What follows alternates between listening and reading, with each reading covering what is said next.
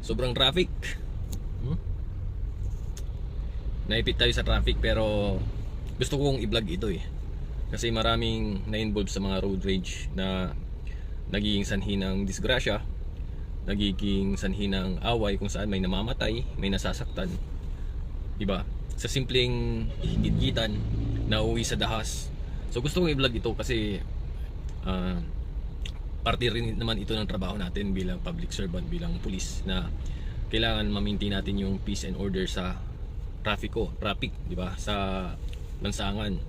So gusto kong ibigay yung ipaalala sa inyo, total alam niyo naman na kailangan lagi mahaba yung baon nating pasensya.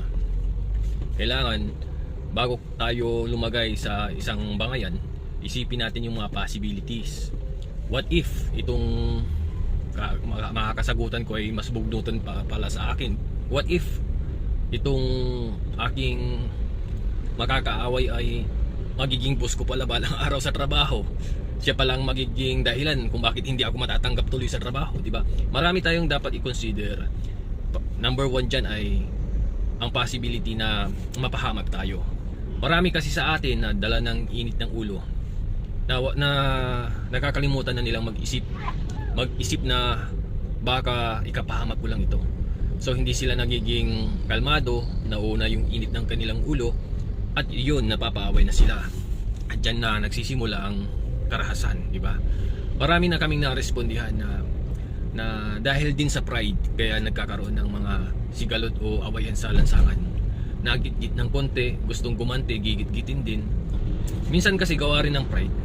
Pagka may nakasalubong ka at nakita mo na alanganin yung kanyang pag-overtake at kinuha niya yung lane mo, kung nakita mo rin naman na maluwaluwag yung lane mo, meron ka pang outer lane na pwede kang tumabi, ibaba na natin yung pride natin, bigyan natin siya ng daan. Total, nagkamali naman na siya, alam na natin yun. So pagka nabangga ka niya, nagbanggaan kayo, another mistake na naman, di ba? So sino ang magdurusa, sino ang maabala? Pareho kayo. Imbis na nakaiwas ka sana, pero dahil sa pride mo, dahil sa karapatan mo, kasi madalas sa atin sinasabi natin, ba't ako tatabi?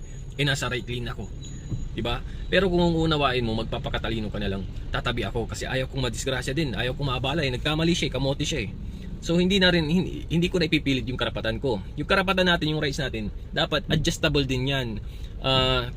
Parang case to case basis din yan na kung kailangang isawalang bahala muna yung pride, yung rights, gawin natin para sa mas maganda o mas safety na kalagayan, di ba? Marami sa atin na nadidisgrasya at umalabas sa investigation natin, hindi siya nagbigay. At ang dahilan na nakikita namin doon ay nasa tamang lane kasi siya. Pero kung i-review mo yung CCTV, marami siyang pagkakataon para umiwas. Gaya na lang yung mga motor, marami ang nadidisgrasyang nakamotor na kung tutusin sa korte, maglalaban sila sa korte nung kanyang nakabanggaan, mananalo sila kasi nasa right of lane sila, nasa tamang lane sila, tamang linya. Yun nga lang, naagaw yung linya nila dahil nga nag-overtake yung kasalubong nila. Pero dahil ma-pride si nakamotor, hindi siya tumabi at nabangga siya. Dahil nabangga siya, dahil nakamotor lang siya, malaki yung pinsala sa katawan niya, naputulan siya ng dalawang paa. Nanalo siya sa korte. Yan, sabihin na natin na nanalo siya. Makukulong yung nakabangga sa kanya pero makakapagpiyansa din. So pabayag ka na lang ba na matatapatan ng halaga ng pera yung habang buhay mong kapansanan? 'Di ba? Kung magpapakatalino tayo, iwasan natin ang mapasok pa sa anumang disgrasya. Mas maganda talaga yung maging defensive driver na lang tayo.